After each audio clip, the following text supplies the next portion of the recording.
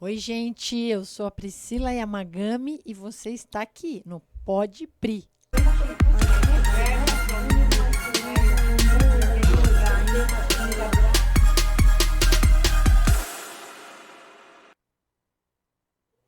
Olá, pessoal, sejam bem-vindos ao Pode Pri, mais um programa bacana.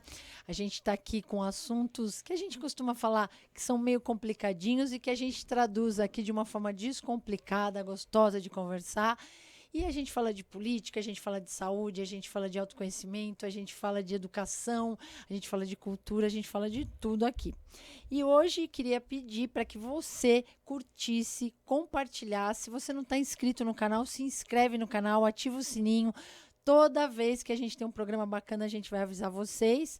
E hoje eu estou com um assunto especial. Mês passado, ontem, né? Foi outubro, o nosso outubro rosa. A gente falou muito de saúde da mulher, falamos sobre câncer de mama, dentre outras questões aí para a qualidade de vida das mulheres. E já abrindo o mês, a gente vai falar também dos nossos queridos homens. E eu estou aqui com um convidado mega especial. Queria muito pedir para que você compartilhasse esse conteúdo, porque ele é de muita utilidade.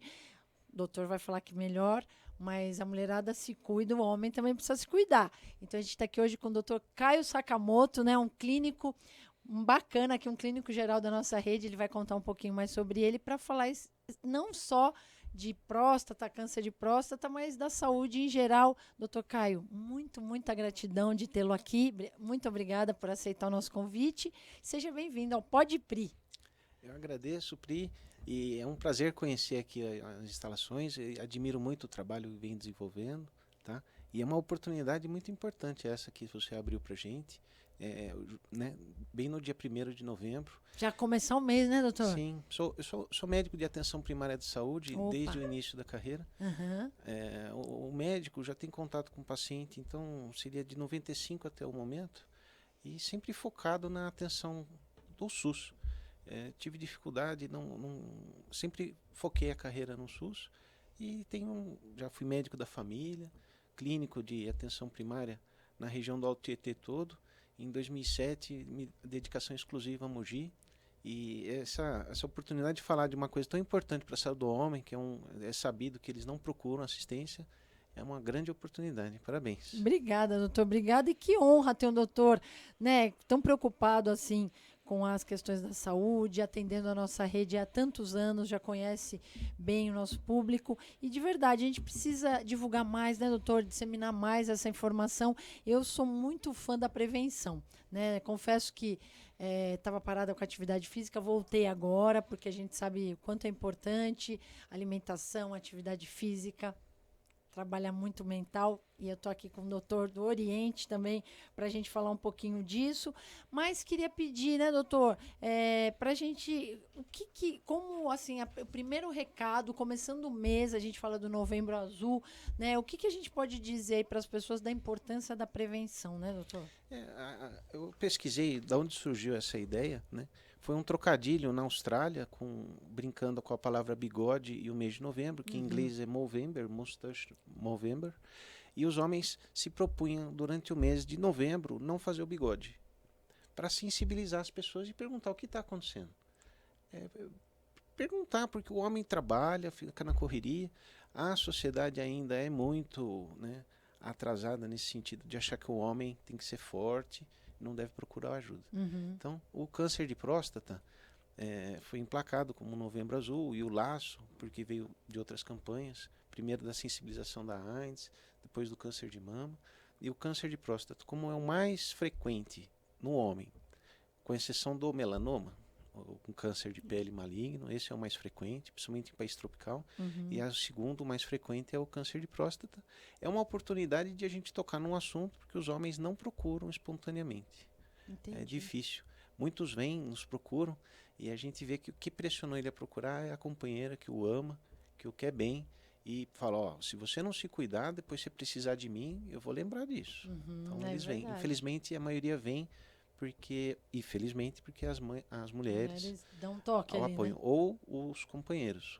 Né? Hoje em dia temos os casais da maior variedade possível.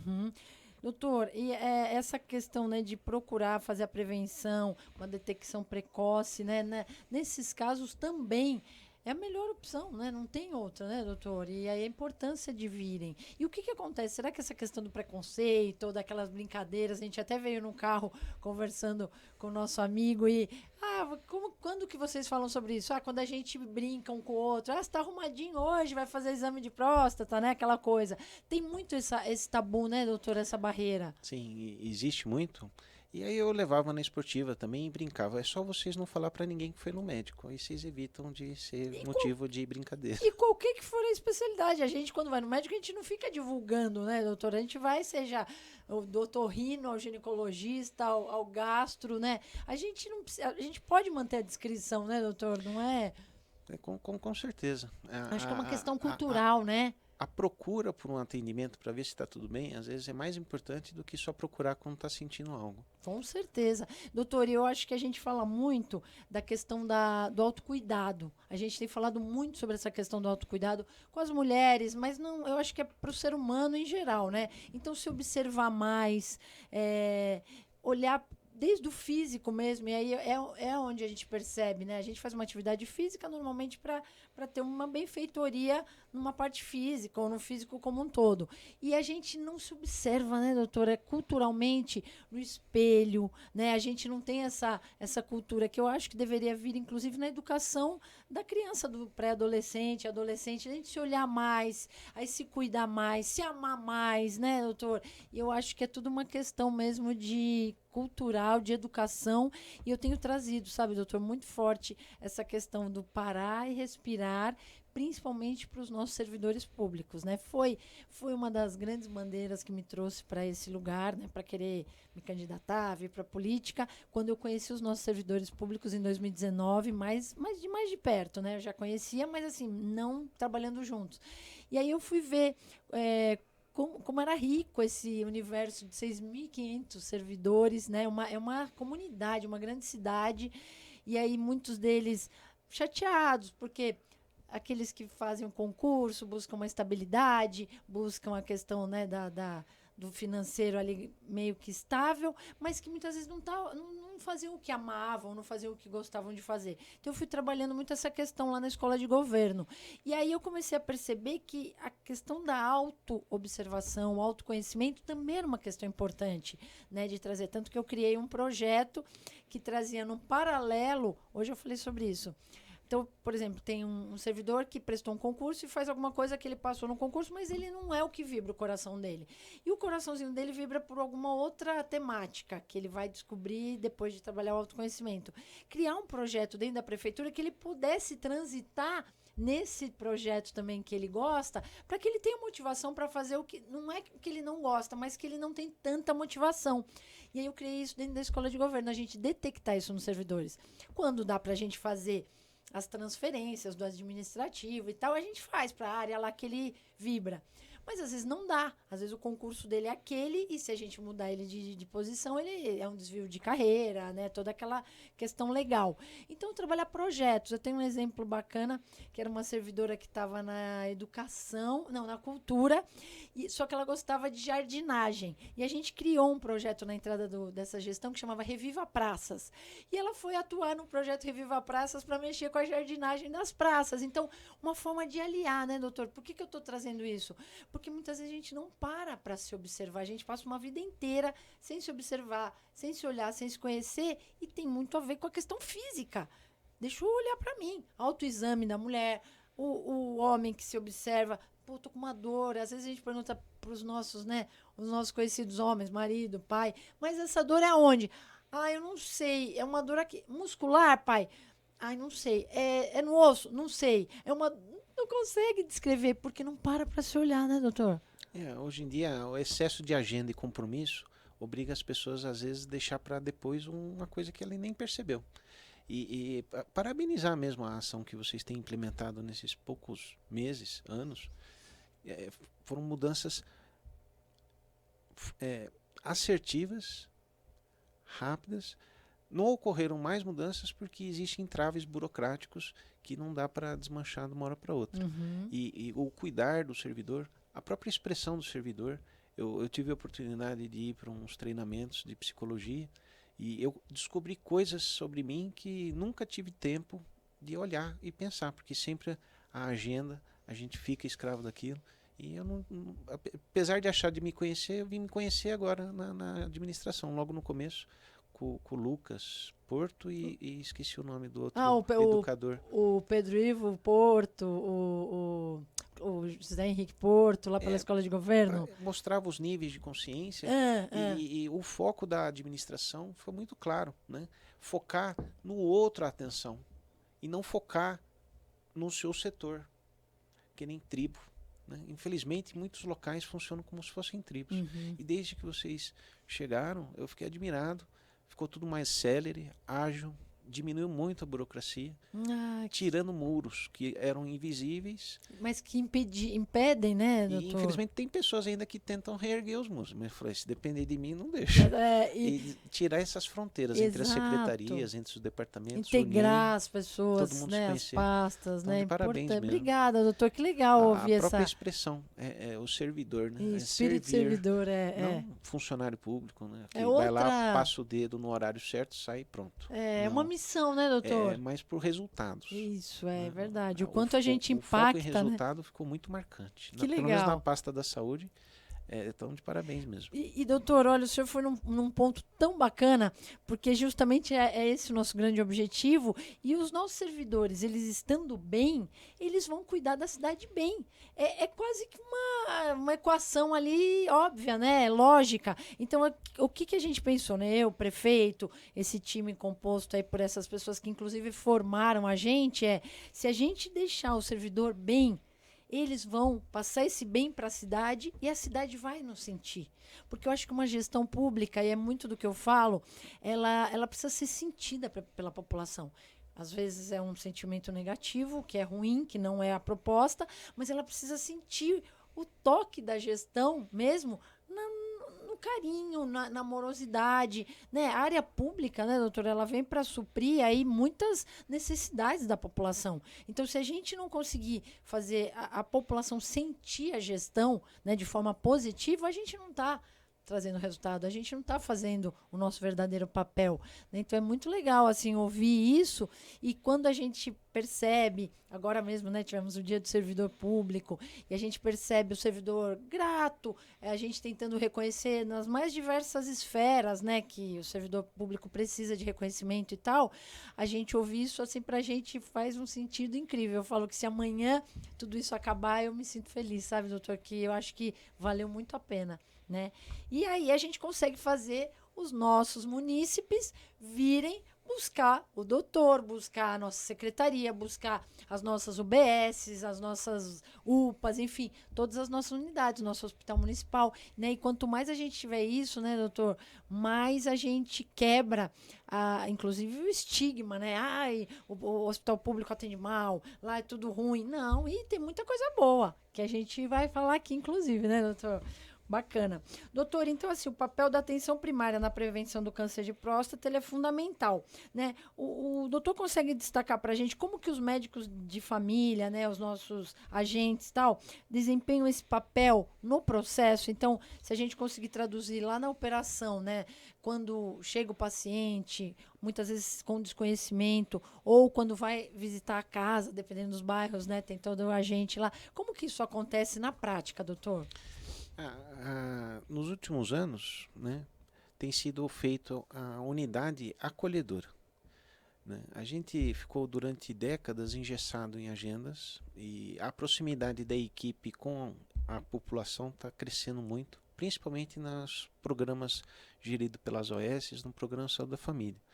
As unidades básicas de saúde vêm de uma outra década, estão se adequando, mas expandiu bastante o projeto Saúde da Família, essa proximidade de conhecer o seu público, de ir atrás dele, não ser engessado. A pessoa procura, ela é recepcionada pelo nome, eles conhecem a sua família.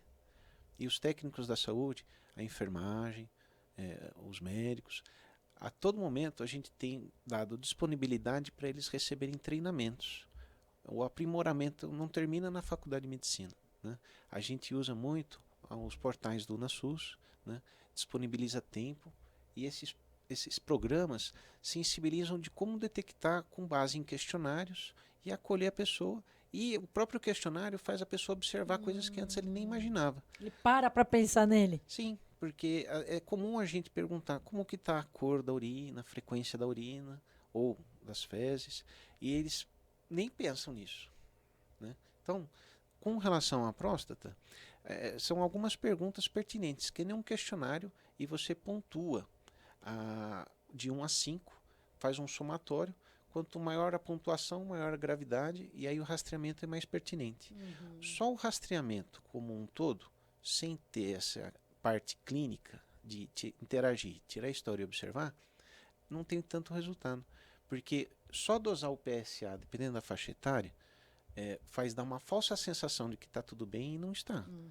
E também acontece o contrário. A pessoa às vezes se desespera, piora o quadro de ansiedade e no fim era um falso positivo.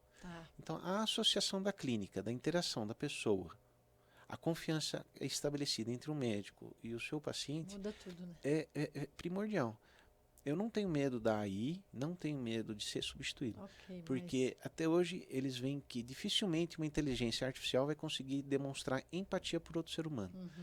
E nessa gestão, esse olhar de cuidado do servidor e o servidor ser ouvido, né? Essa transparência nas relações, desburocratizando, né? Na velocidade célere que eu vi, acho que é o fundamental. Antes, só o ato mecânico se tem 45 anos, vai dosar o PSA, é ótimo. Mas às vezes dá normal e aí a pessoa não pensa no estilo de vida, que é o que é mais importante, a prevenção. Né? Doutor, explica pra gente, né, o PSA. O que é o PSA? É um exame que analisa uma proteína que é produzida na próstata. Até o nível 4 é considerado normal. Né? A Sociedade Brasileira de Urologia recomenda que, se a pessoa não tem um histórico familiar, que seja feito a partir dos 50 anos até os 69. Se tem um histórico familiar, a Sociedade Brasileira de Urologia recomenda aos 45 anos. Tá? E isso é um fato polêmico. Por quê? Você ficar preocupado que talvez o seu PSA deu alto, isso em si já desestabiliza tudo numa família. Mexe. E às vezes submete a pessoa a excesso de tratamentos diagnósticos, que também tem que ser discutido com o médico. Os prós e os contras de fazer um PSA, de fazer um outro exame. Tá? Hoje, dependendo da época que a pessoa foi formada, até 2000, não se discutia muito. O médico tinha aquele eu falo, você não tem a oportunidade de ser ouvido. De 2000 para cá, houve uma mudança. O compartilhamento das tomadas de decisão, tanto de diagnóstico como de tratamento, deve ser feita com o paciente e a família. Eles têm que estar de acordo. E os técnicos têm que apresentar o pró e o contra de fazer qualquer coisa. Porque todo procedimento implica em outras coisas que podem acontecer. E a pessoa ter ciência disso é importante. Quando o doutor fala isso, eu entendo assim, muitas vezes, né, antes de 2000, depois de 2000, mas a gente vai no médico, a gente sai do médico ou a gente faz os exames, depois a gente vai lá no Google, digita lá e vai saber o que é antes de voltar na consulta, no retorno, enfim. E aí, muitas vezes, né, doutora, a gente vem com algumas ideias, algumas mais ou menos possíveis ali de estarem perto do correto, outras que não tem nada a ver. Então, tem a ver com isso, a gente conversar com o médico, doutor, eu li sobre isso, faz sentido? O senhor concorda? O que o senhor acha disso? É nesse ponto que o senhor está... Sim.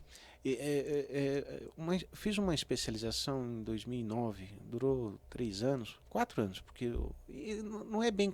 Entre os médicos existe uma vaidade grande no tipo de formação. Eu optei por fazer uma que é chamada Lato Sensu. Eu não pude fazer a estricto. E na Lato, eu me dediquei mais à literatura. A formação em buscar a melhor informação não é fácil. E a desinformação causada por excesso de informação de qualidade duvidosa é pior. Né? A pessoa que tem mais informações ruins é pior do que o que é ignorante de tudo. O ignorante de tudo não fica sendo influenciado. Então, existe toda uma ciência na medicina que sabe como filtrar trabalhos de boa qualidade ou não. Toda pesquisa tem algum interesse. E a gente sabe como nesse treinamento que eu fiz em 2009, a gente aprendeu o que selecionar para ler, porque é muito vasto. Muita coisa. E né? sabendo procurar na literatura, você vai encontrar aquela dúvida do seu paciente em particular. E não é de imediato, é depois. Demanda E na gestão atual tem sido feito um grande foco na melhoria da TI para que os médicos possam checar na hora com o paciente a informação que ele colheu e checar a fonte. A fonte é tendenciosa, é duvidosa, já esclarece de imediato e aí busca a fonte mais confiável. Que né? legal. Eu sempre gostei de interagir dessa forma porque me tornava a aprender outras coisas que eu não sabia.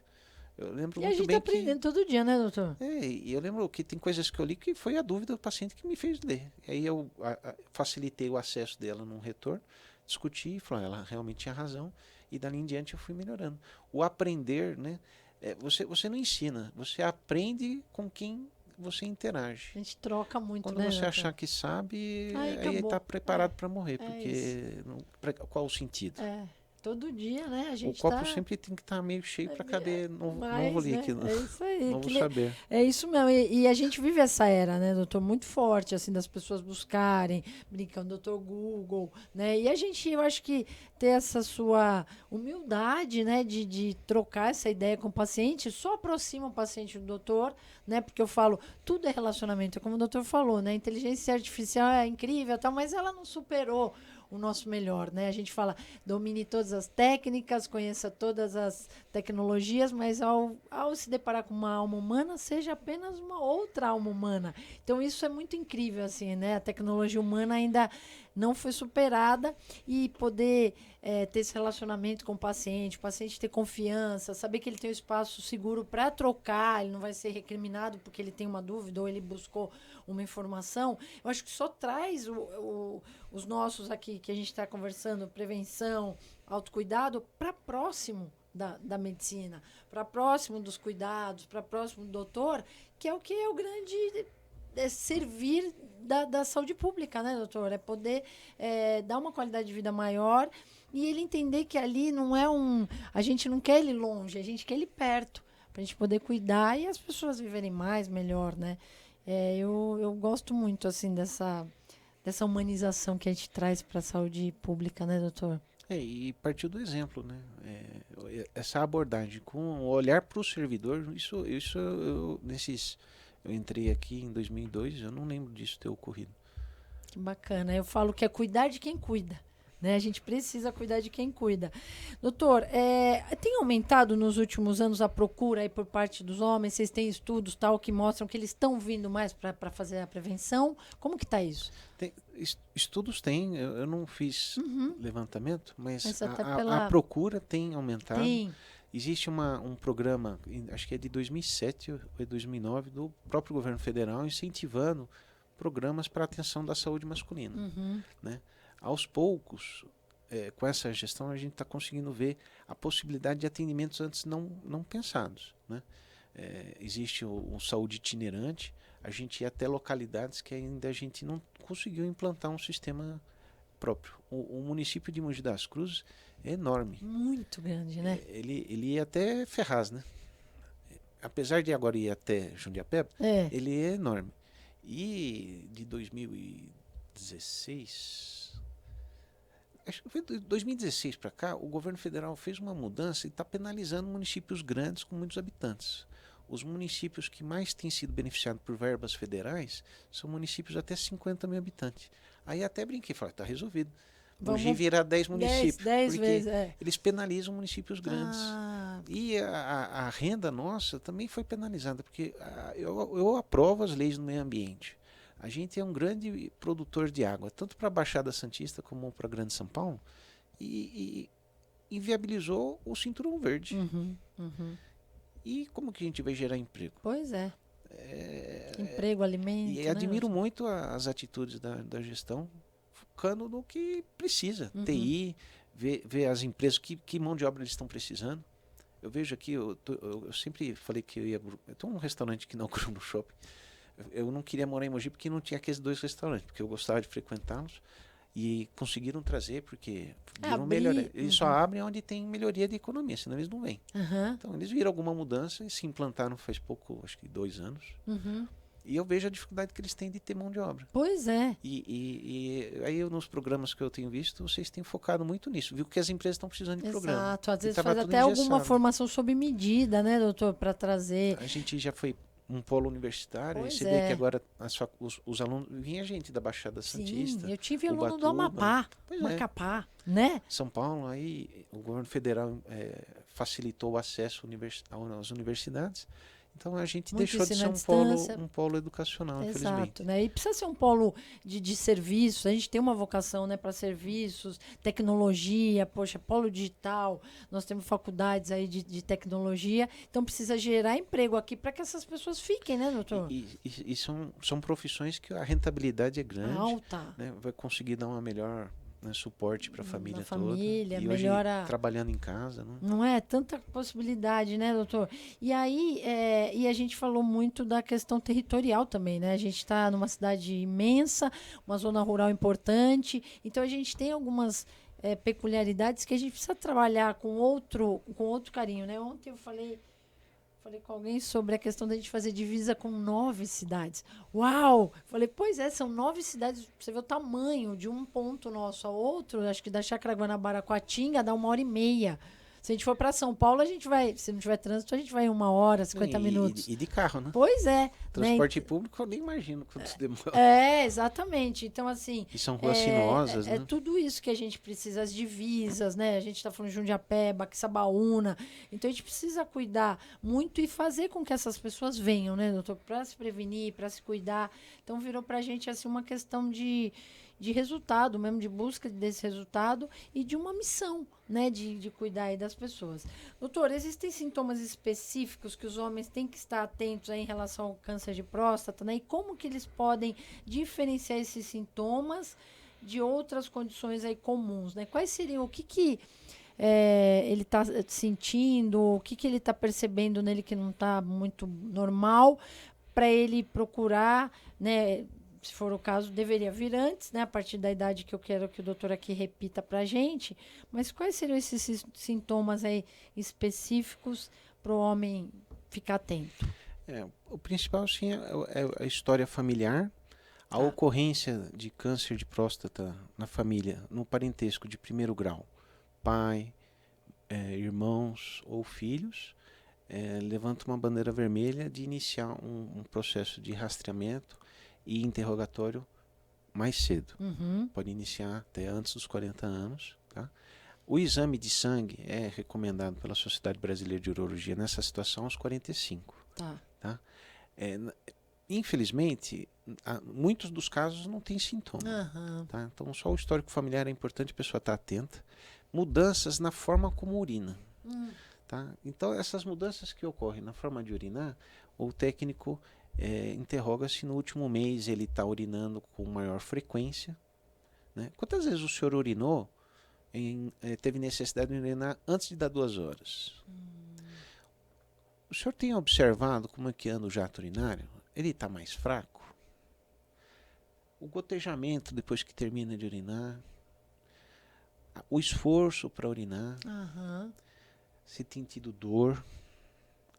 Então, mudanças na forma como urina. Às vezes, de ouvir o som, já vê que está diferente. Olha. Né? O tempo que urina. Se consegue, eles perguntam muito, isso é muito comum, a pessoa dormindo, né? É normal você conseguir dormir sem precisar levantar. Né? Mas tem outras doenças que dá. O diabetes faz a pessoa urinar muito quando está descontrolada. Mas tem que levantar mais de uma vez à noite. Então, são questionários em que o técnico pontua. Quanto maior a frequência, pode ser feito até com base em caracteres. A pessoa apontar 1, 2, 3, 4, 5. Faz uma somatória desses sinais com relação ao jato de urina. Né? E aí o médico fica mais alerta se são sintomas leves, moderados ou graves. O importante é ressaltar que esses sintomas também dá com outras coisas que não o câncer de próstata. Envolve todo o trato urinário. Então, se na família tem muito cálculo renal confunde alguns sintomas, uma infecção urinária na bexiga, uma infecção em próstata. Então, não tem um específico para câncer. Né? O sangramento na urina é uma coisa que mais chama a atenção e você procura. E geralmente vai numa UPA. Né? E lembrar que o mais comum de ser é o cálculo renal. né? Mas os exames feitos, na atenção, a pessoa saindo da emergência, que não precisava nada de ficar internado, a gente pede para que a unidade de saúde acolha o mais breve possível. E peça os... Tá? E depende da situação, é passado o caso para o acolhimento pela equipe da enfermagem. A enfermagem pode discutir o caso com o médico. Se os dois verem que não dá para esperar, já põe no mesmo dia. E aí são feitos exames para diferenciar se é um cálculo renal, se é um problema de próstata. E esses sintomas podem ocorrer tanto na hiperplasia prostática benigna, como também no adenocarcinoma de próstata. Tá?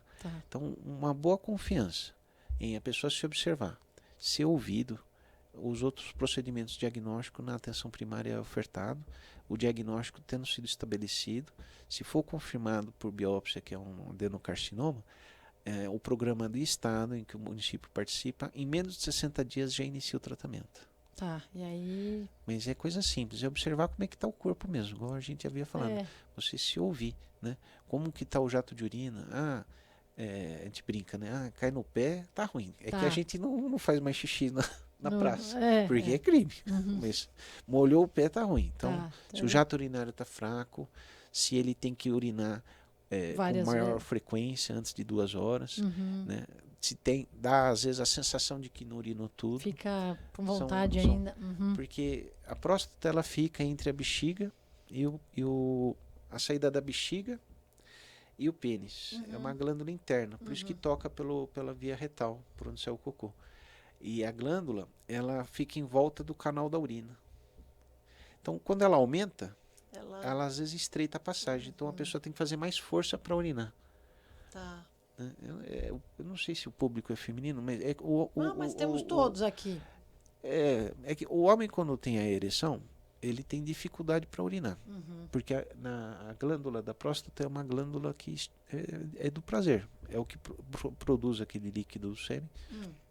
Vem pela próstata, é o líquido prostático. Ele às vezes é incolor, né? É uma sensação. E o homem, quando, por exemplo, é comum o homem, quando acorda pela manhã, ter ereção antes de urinar.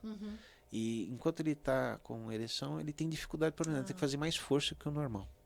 Eu já andei de bicicleta, eu acho que é a experiência que quem anda de bicicleta tem. Depois que vai sair... que machuca um pouco, né, doutor? Mas não precisa chegar nesse ponto. Tá? Então, uma mudança do jeito que está o jato de urina no último mês já é o que motiva a procurar um técnico de saúde para examiná-lo. Se tiver a concordância, o exame físico ainda é muito importante. Que é o que eu fala que foi no médico. Não fala que foi no médico. Sim. E o exame é super rápido. O exame do toque na próstata é rápido. A gente vai no otorrino, ele não olha o nosso nariz lá dentro, a garganta. É mais um órgão, gente. Não tem que ter a mulher passa por isso. Nossa, a gente faz e todo ano a gente está lá, a gente já sabe. E o da mulher é mais demorado. Muito, porque aí é um ritual que a gente passa, mas... E tá tudo bem, é mais uma parte do corpo. Eu acho que essa naturalidade, né, doutor? E apesar de ter passado o Outubro Rosa, a gente foca muito na mama, né? Mama! Mas é chamar as mulheres a fazerem o exame, mesmo que não tá tendo atividade sexual, né? Fazer o exame do Papa Nicolau. Sim, tem que fazer. Dá para ir direto na unidade. Fazer. O Papa Nicolau ainda é o clássico. Principal. Tem que fazer, né, doutor? Todo ano. A ultrassonografia é complementar ao exame físico. Não pode substituir um pelo outro. Às vezes tem colega que fica mecânico, a gente tem tentado ouvi-lo, o que está acontecendo, acolher o médico, porque às vezes ele é mais rápido pedir um exame do que ouvir a pessoa e examinar. Não, né? Precisa o contato né? humano é muito importante. É muito importante. Mas eu falo que eu todo ano, né, eu faço os meus exames e assim, ela já pede tudo, né? Aí já faz a mamografia, faz o transvaginal, faz o ultrassom de abdômen e tal. Falo, faz o check-up geral. Então a gente acostuma. E é um negócio assim, é um ritual mesmo. A gente tem que ir e faz esse, faz aquele. Demora até um tempão, né? E a gente sabe que tem muitos dos exames que são oferecidos também. Mas assim, o Papa Nicolau, ele é sagrado, né, doutor? Todo ano, pelo menos, a gente tem que fazer. Então, os homens também deveriam fazer aí, quando é preconizado, fazer os exames, né? A Prefeitura de Mogi, a Secretaria da Saúde, na campanha, né, está priorizando do 45 aos 69 anos. Eu tenho só dúvida se é 75 ou 69. Tá. Mas aí a gente depois fala aqui. Então, de 45 a 69 ou 75. Porque hoje está todo mundo vivendo mais, né, doutor? É uma faixa escolhida. Tá. Né? A polêmica é com relação a esse tipo de procedimento. Igual você falou, você procura e faz os exames, dá a sensação que está tudo bem. Mas todos esses exames são factíveis de dar um falso positivo. Aham. E às vezes a pessoa não para e não muda o estilo de vida. Sim, aí é um conjunto quando a gente conversa, porque ela vai perguntar, você está fazendo atividade física? Como está a tua alimentação? E o estresse? Aí você conta um pouco da tua história também, né, doutor? Aí soma tudo, um sangue, aí vai fazer o hemograma para ver como que tá, né? Eu acho que é esse... E a gente quer resgatar esse contato humano. O mais Tá. importante é Essa... a entrevista, a confiança, tá? Ou fazer o exame é um ato mecânico. Sim. Gerou polêmica lá com os colegas que eu trabalho. Ano passado, o Ministério da Saúde se alinhou com o que no mundo anglo-saxão eles têm observado. Fazer PSA de rastreamento por fazer é menos importante do que a consulta clínica e entrevista. Porque os falsos positivos causam problema e os falsos negativos também. Então, o Reino Unido, a Inglaterra, o Canadá, são órgãos de saúde. O Brasil, o SUS, meio que se espelhou no modelo inglês, mesmo nos Estados Unidos. Então, o que fala uma sociedade de urologia aqui e lá é alinhado, é um foco.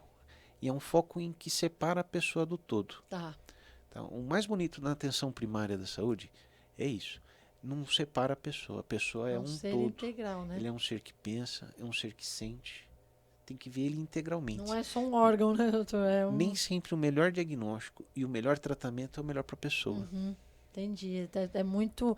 eu tenho falado assim muito, as pessoas que me ouvem, eu falo, não dá mais para passar um rodo e tratar tudo muito igual, mecânico, no automático. Por isso que eu falo tanto da meditação de atenção plena.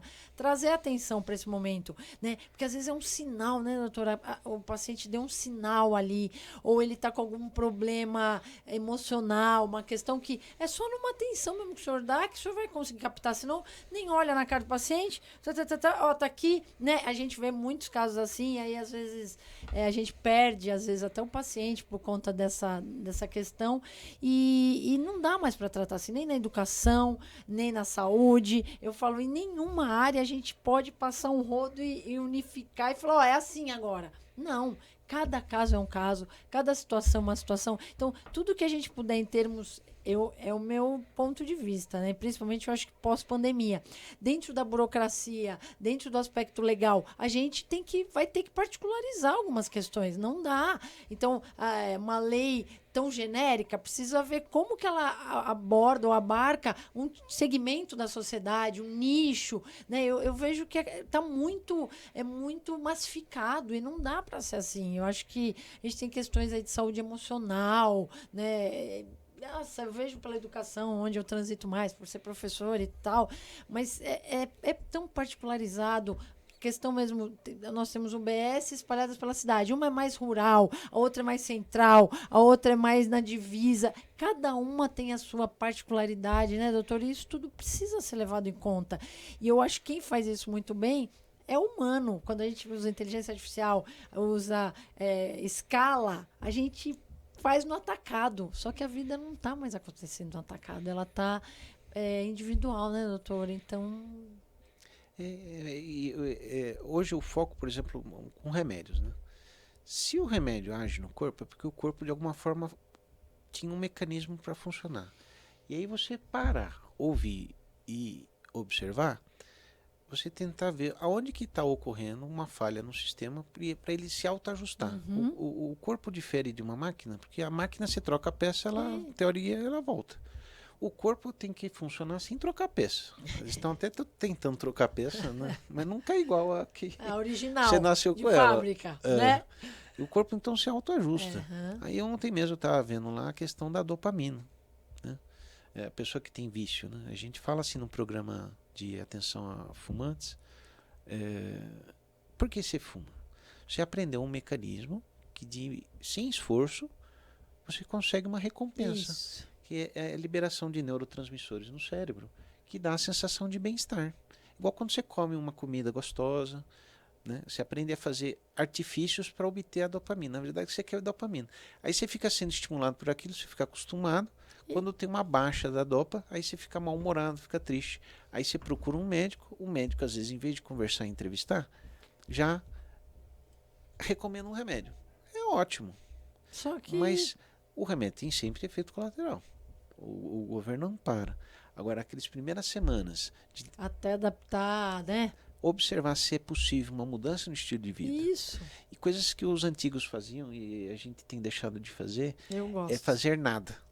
É o ócio em fazer nada. Isso. Parece que o ócio em fazer nada, sem receber estímulo, faz com que o corpo se ajuste novamente nos seus níveis de dopamina.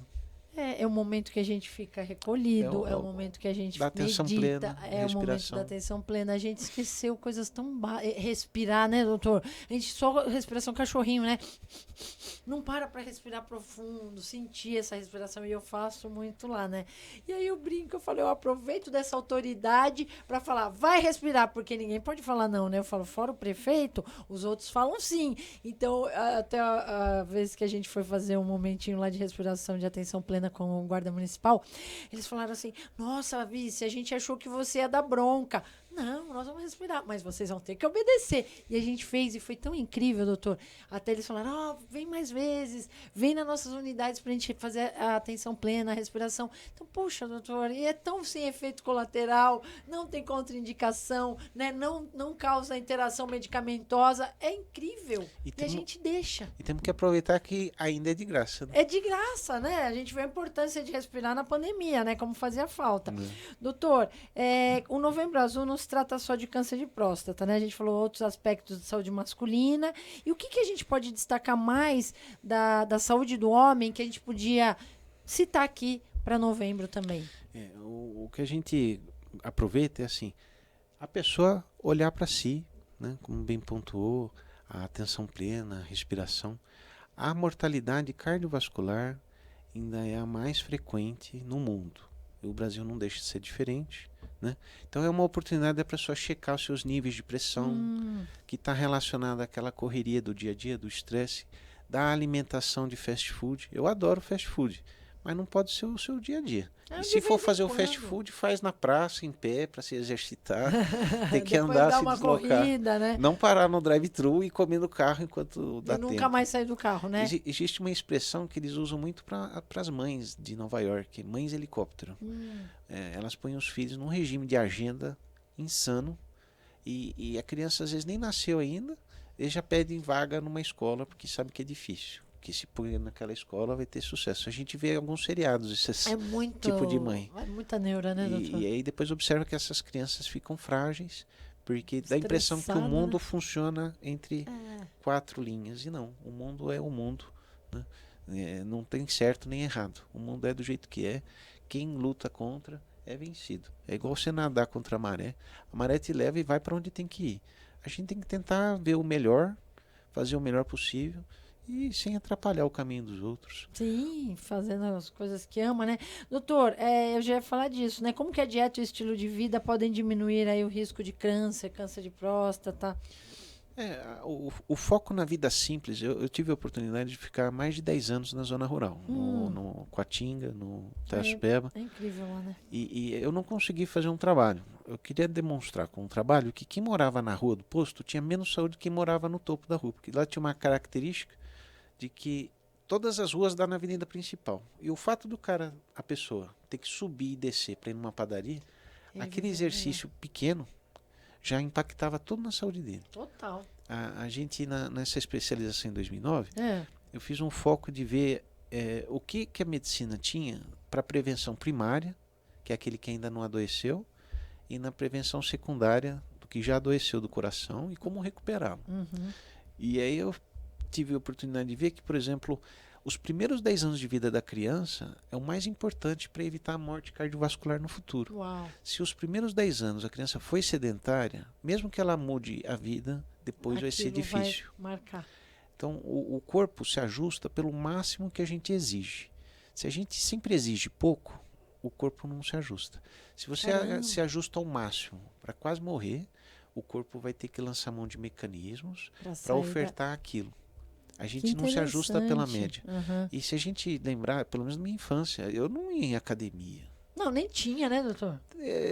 Era caro. Era para alguns só. Não era né? correr atrás de pipa e jogar bola. Sim, E a polícia gente corria ladrão. até... Aí eu né? tinha Pega, sede de beber água natural, É ninguém precisava isso. falar. Até na bica, E, né?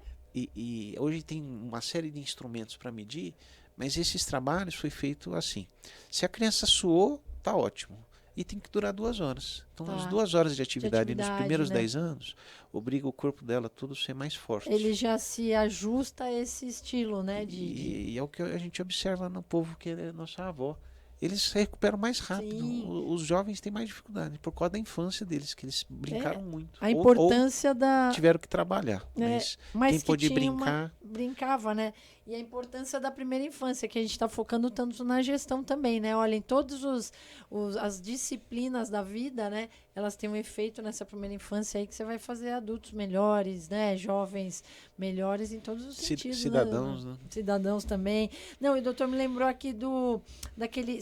Não sei se o doutor chegou a ver, mas fica a dica, o doutor vai dar uma dica também. Como chegar ao 100, as zonas azuis do Netflix, que é das pessoas centenárias, Okinawa, Sardenha, são 5 lugares, né, que eles chamam de zonas azuis do mundo, que tem muitos centenários. E aí eles foram tentar descobrir lá o que era o estilo de vida, o que fazia qual era o segredo.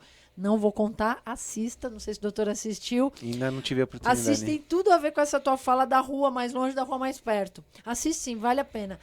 Como chegar aos 100, as zonas azuis dos centenários e tal. E é um documentário que são, acho que 4 ou 5 episódios. E ele, no final, ele fala de política pública para isso. Que aí eu me encantei mais ainda, né? Bem legal. Vale a pena assistir, viu, doutor? Doutor, e a gente agora vai pedir... eu dei uma dica do convidado, agora o doutor vai dar uma dica, né? O que o doutor indica para as pessoas ou lerem, ou assistirem, ou seguir uma página, tal, que o doutor falou, isso aqui para a saúde é muito legal, faça. O que o doutor indica? Dica do convidado. Eu não frequento igreja, eu nasci numa família em que tinha inclinação budista e cristã. Opa. Então optaram por deixar livre. Eu indico a Bíblia, tanto o muito Antigo bom. Testamento como o Novo Testamento. Eu não terminei o estudo, eu parei no Antigo Testamento, eu não consigo pular. E foi numa época que eu tive muita dificuldade na profissão e eu vi que questões que a gente às vezes não entende já era na época que Deus estava ali presente em fogo e as pessoas não obedeciam e abria o chão e engolia todo mundo. Então, antes de tudo, é a Bíblia mesmo. Lá tem tudo. A gente não cometer exageros, né? E Deus é bom. A gente ultrapassou o limite e a gente pode voltar. Então, os extremos que dá problema. Eu não falei das dicas, mas assim, a vida é simples. Então, a fruta do quintal, o alimento não processado. A gente tem incentivado os médicos da atenção primária a cartilha da alimentação brasileira. E aí a foto é um arroz e um feijão. Né? Aquele arroz branco só não é melhor que o integral. Então, quanto menos processo industrial um alimento passar, melhor. Melhor, né? Então, a vida simples, a vida sem exagero, é o principal. Eu gostei muito e mudou muito minha vida. É um livro chamado A Meta. É um livro que faz em administração e é diálogo, não é livro técnico. Mas é focar na onde que está surgindo o problema, sem focar nos problemas, ver a raiz da questão. Então, ver sobre conflito entre pessoas. E um outro muito interessante eu achei é um trocadilho em inglês, é Freakonomics. E mostra que os dados, a gente tripudiar por cima de dados fatos que já ocorreram é muito fácil. O duro é enquanto a gente está passando a história viva, aí é igual um time de futebol, todo mundo depois que perde sabe por que estava errado. Mas durante o jogo em si é muito difícil. Ver, né? A França nunca achou que ia ser invadida. Né? Então a história no mundo é muito interessante. E um livro que recentemente tem dado polêmica com os colegas, chama Iludidos pelo Acaso. E ele é um autor, a igreja cristã ortodoxa, e ele cresceu numa família cristã no Oriente Médio, e ele viveu o período em que teve a revolução lá e começou a ter as guerras do Líbano, e a família dele sempre numa condição, de uma hora para outra se viram tendo que viver no mundo aí soltos, e até hoje lá está um conflito, e ele trouxe coisas que eu nem imaginava. Ele pontua, é inconcebível pensar que os judeus sempre foram defendidos pelos muçulmanos, e só nos últimos 100 anos que os cristãos estão defendendo os judeus. Então, às vezes, as grandes mudanças ocorrem repentinamente por um evento que a gente chama, ele chama na estatística, na probabilidade, é um evento pouco provável. E toda mudança no mundo tem ocorrido nesses pequenos eventos que ninguém previu. Os médicos se apoiam em modelos de curva de sino, de probabilidade, em que 2 desvios padrão para a esquerda e para a direita é a grande maioria. Então, como sempre dá certo o procedimento, não tem problema. Mas para o indivíduo, às vezes a pessoa está ali na cauda, aí ele vai fazer um procedimento simples ali e vira uma tragédia. E tem que ponderar isso com a família e com o paciente. Por isso que a discussão dos prós e contras é muito importante. Tem que ser e feita, a sinceridade. Né? E até brinco e comento, eu falo, olha no olho do médico. Se você vê que o seu pai tem idade para ser o pai dele, fala, se fosse seu pai, doutor, o que o senhor ia recomendar? E procurar sentir sinceridade. Porque é igual uma vez eu vi uma entrevista num programa, um programa da manhã que todo mundo assistia, e eu gostava de assistir porque na semana seguinte os pacientes vinham com a queixa do que eles viam de manhã, né? Então eu já estava meio preparado. Já estava uma prévia do que viria. Nunca gostei de responder ouvidoria, então eu já sabia o que eles queriam, eu ficava com aquela ideia fixa. Né? E nesse programa durou aí 1 hora a entrevista e era sobre operar os olhos, para correção e não ter que usar óculos. Ao fim da entrevista, a repórter falou, mas doutor, o senhor usa óculos, o senhor opera milhares de pessoas. Ele fala assim, no meu caso não ia dar certo. E ele era o que opera. Aí quando eu vou no congresso médico, é comum ver metade dos médicos que estão lá em cima dando a palestra, metade tem óculos, metade não tem. O que não tem e operou, ele assumiu o risco que pode acontecer uma coisa ruim e a cirurgia não dá certo. Então eu nunca quis fazer nada assim. Eu sou mais conservador.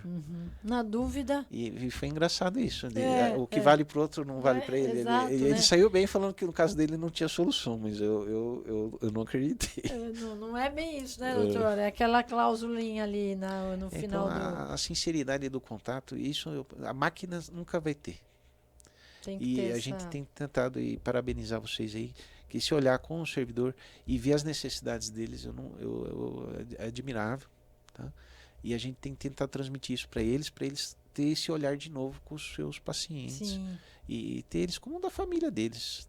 Tratar, o foco é sempre esse, tratar o seu que está ali como se fosse seu paciente. Em cascata, né, doutor? Tratar o outro como gostaria de ser tratado. Só submeter exame e o mundo tem observado que não é o que traz. Não dá certo, né? Doutor, tem pergunta? Tem pergunta da nossa audiência aqui para o doutor Caio. Olha lá, o Antônio Braga. O exame de toque é obrigatório, doutor? Não é obrigatório. Durante o exame de toque, é rápido. Dura menos, são segundos. Se percebe muitas coisas importantes, mas é só ser compartilhado o que de pró e contra, o que tem de vantagem e desvantagem não é realizar o exame de toque. Tá. Vamos lá.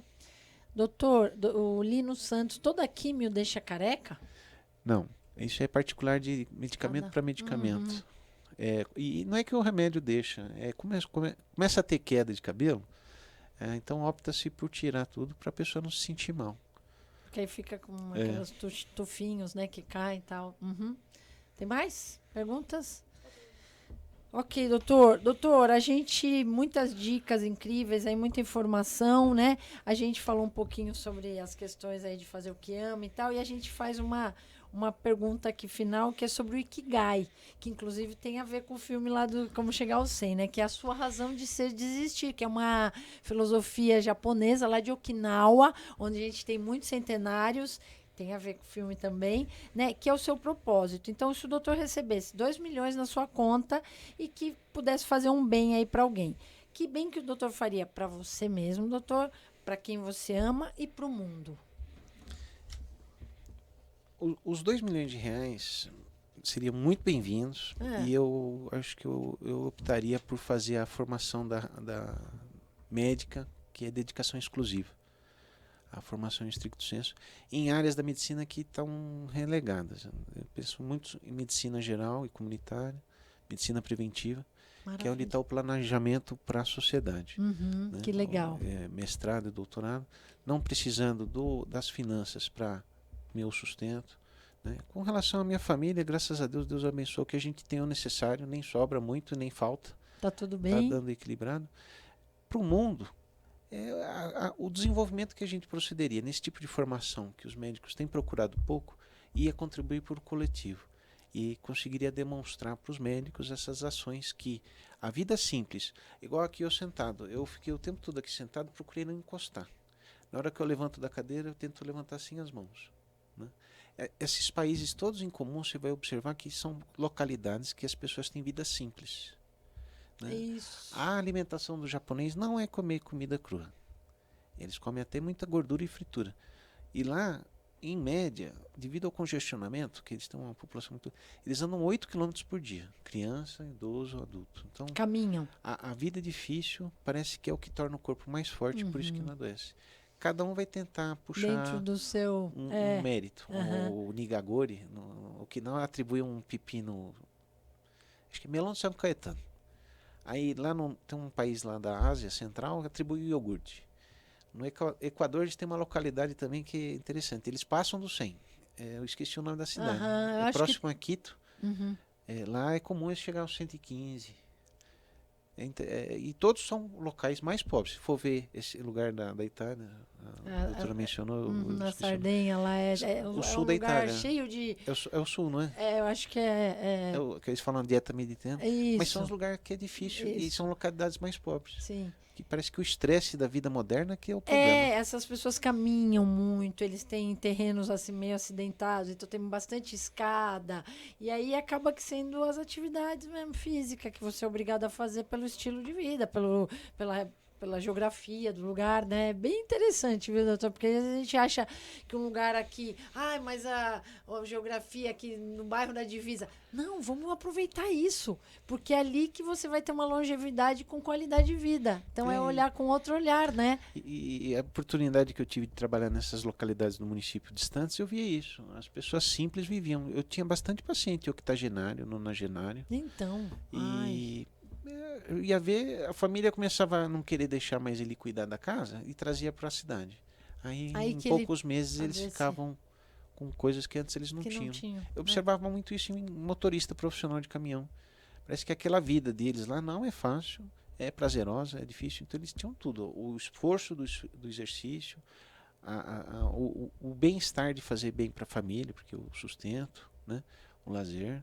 Então, acho que a vida é simples, a pessoa ter tempo para respirar, uma atenção consigo mesmo e sentir prazer. Né? Os pequenos lazeres, não os grandes lazeres. Às vezes você vai viajar para aquele local que nas fotos é legal, mas aí a mala extravia, nossa, o local é caro e nunca é igual na foto. Hoje em dia os filtros aí enganam. Fazem tudo, né? Às vezes tem um lugar tão mais próximo aqui, né? Eu falo, Mogi tem tanto lugar bacana para conhecer e tá aqui na nossa cidade, né? A gente teve no Orquidário Oriental a semana passada. Nossa, aqui no Itapetí, aqui no Tabuão. Então, bacana, é aqui. É impressionante, né? Muito bom. Doutor, que legal, viu? Não sei se o doutor quer fazer acho que é legal fazer um chamado, né, para as pessoas virem, para os homens virem fazer os exames. Pode procurar o BS, doutor, o microfone é seu aí para fazer esse convite para os homens. Convidar as famílias a vir ao posto, mesmo não precisando, né? Vir lá, ser ouvido, fazer uma verificação da sua pressão arterial. Toda a equipe vai ser acolhedora. E se não forem, podem avisar a Priscila. A gente vai ver o que está acontecendo com aquele servidor que não teve o acolhimento recomendado. Mas o ato de vir verificar a pressão pelo menos uma vez no ano é muito importante. Tá? E isso previne coisas que vai ocorrer depois de 20, 30 anos. E a doença cardiovascular é mais frequente. E uma simples verificação de pressão arterial já detecta coisas que não dão sintomas nem sinais. Aquelas doenças silenciosas, né, doutor? O fato de estar 20 por 10 não é o que faz morrer. Porque tem uma pesquisa que está 20 por 10, a pessoa tem 3 meses para mudar o estilo de vida, correr. E os casos mais graves do hospital é o que está com a pressão baixa. Olha aí, então... E é quando fica nas bombas. Fica a dica, né? Venha, a gente está falando do Novembro Azul, então não só os homens aí para câncer de próstata, mas observe a sua saúde também cardiovascular, vem fazer aferição da pressão, conversar com o seu médico ali mais próximo, fazer a prevenção, né, doutor, de um modo geral, para viver mais e melhor, ter uma cultura de prevenção, uma cultura de de saúde, a gente precisa cuidar da saúde antes, né? Não quando a gente tem a falta dela. Então, é uma questão cultural de educação também. Doutor, muita gratidão pela aula, pela troca incrível, viu? Agora a gente conhece o doutor Caio Sakamoto, que está na nossa rede. Graças a Deus que ele está aqui na nossa Mogi. Obrigada pelo trabalho, pela atenção, pela tua disponibilidade em vir, viu, doutor?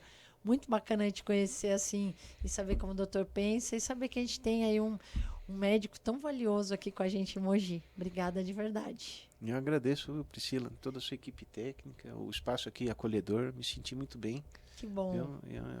É um prazer. Prazer nosso também, doutor. E é isso, gente. Então, queria agradecer aqui muito quem ficou aqui para compartilhar. Passa para os amigos, para os pais, para os maridos, namorados e para a mulherada também, passar para sua família essa informação. Queria agradecer muito aqui a RTV, que é um grande parceiro nosso, o Theo, o Léo e toda a equipe, as meninas estão aqui, hoje está aqui a Isabela, a Lari, mas está lá a Carol, a Ju, a Elaine, toda a nossa equipe, todo o nosso gabinete, né? E dizer que você precisa se olhar, se observar, se cuidar e se amar, porque a gente vai ter um país melhor, uma cidade melhor, e muita gratidão por ficar com a gente. Um grande beijo e até a próxima, se Deus quiser, aqui no Pode Pri. Até.